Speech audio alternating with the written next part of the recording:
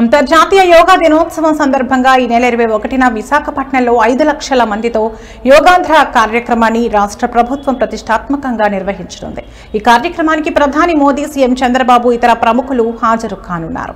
ఈ సన్నాహాల్లో భాగంగా ప్రతిరోజు వందలాది మందితో యోగాంధ్ర కార్యక్రమాన్ని నిర్వహిస్తున్నారు. ఇక ఈ యోగాంధ్ర కార్యక్రమాన్ని మంత్రుల కమిటీ సమీక్షించింది. మంత్రి లోకేష్ తో పాటు కేంద్ర మంత్రి రామ్మోహన్ నాయుడు అధికారులకు పలు కీలక సూచనలు చేశారు.